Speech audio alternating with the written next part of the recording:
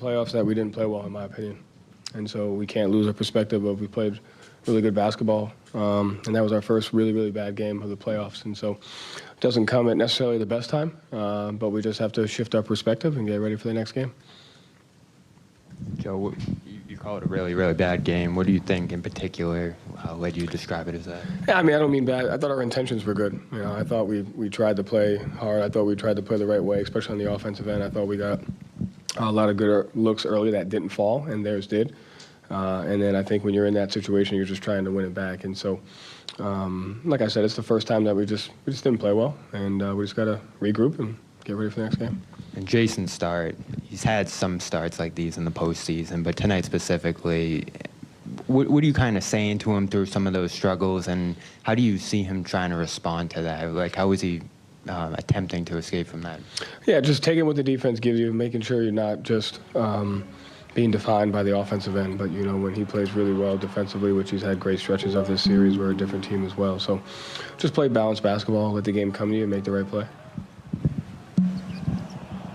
Joe, the early on offensive rebounds, lots of fouling, defending. Yeah. It just seemed like you guys could never get yourselves where you needed to be defensively.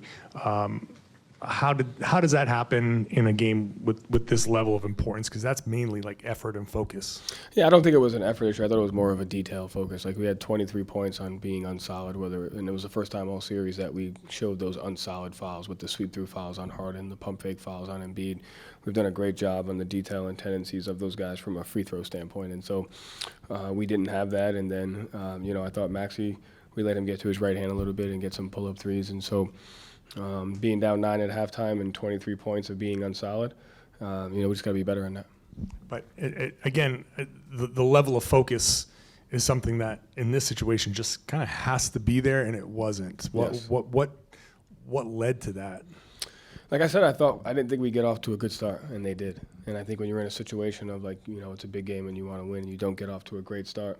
I thought we had some really good looks that didn't fall, and they made the plays that did, and we weren't able to recover. Hey, Coach. So the Sixers shot like 65% in the paint today, and there were quite a few easy floaters and layups, and the help are a little late. And my question is, like, are you looking to, change up your defense, emphasize next game at Sixers? I mean, we'll take a look at it and see what adjustments we need to make, what points we're willing to live with, which ones we're not, and then, make the necessary adjustment. Joe, offensively, this was one of your guys' tougher nights as well. The threes obviously didn't go down there. How do you feel like the process was for you guys offensively tonight? Did you like the quality there? Did you like how things were going?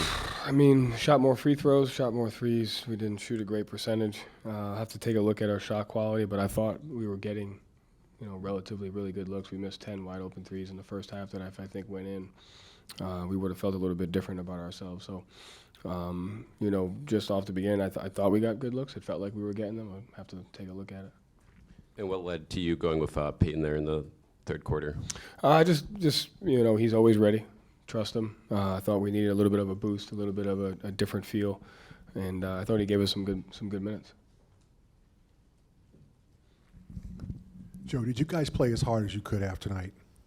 I think we had the right intentions to play as hard as we could. Yeah, absolutely.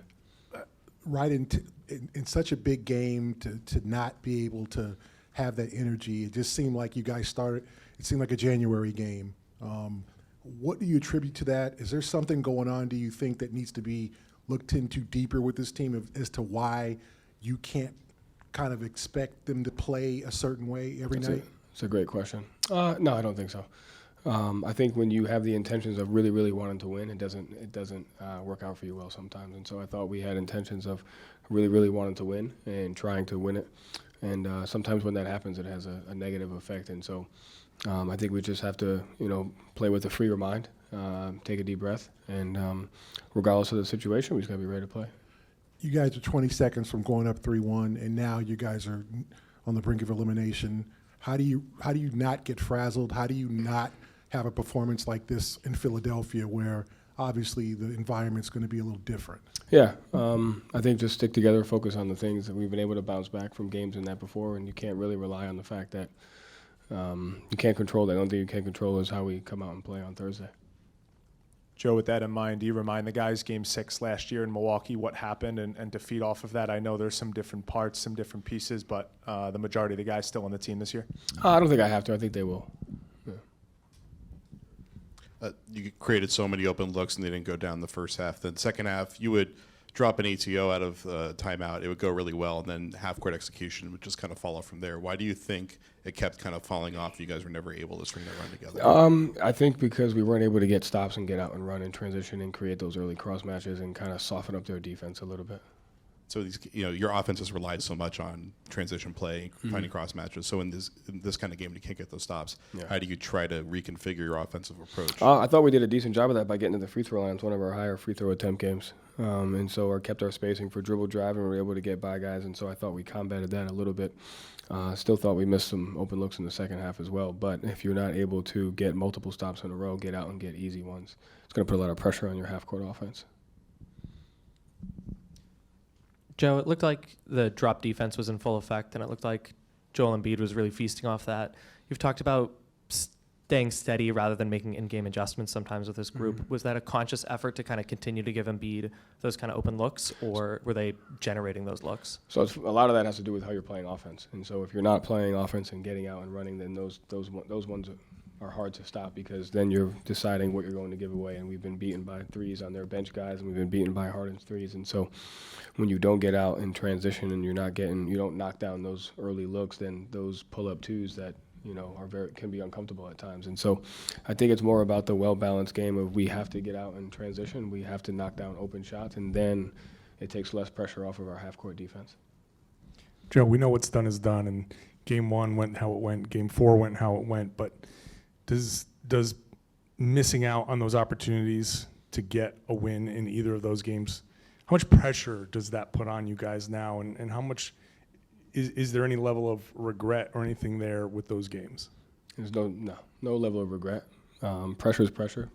There's no more pressure than the ones that we put on ourselves as individuals and as a team. And at the end of the day, nothing you can do about it right now. This is the situation that we're in. And the more we spend time worrying about that, then we'll definitely won't be able to come out and execute. We shift our minds towards what we can control and kind of the situation that we're in and what we need to do to execute. That'll give us the best chance. Joe, do you think there was any carryover from the disappointment of losing Game 4 the way you guys did into tonight? I can't speak for them. I'm not sure. Maybe a little bit. Obviously, the emotional up and down of a playoff series can kind of have that effect on it. And so it could have. Thank you, Joe. Thank you.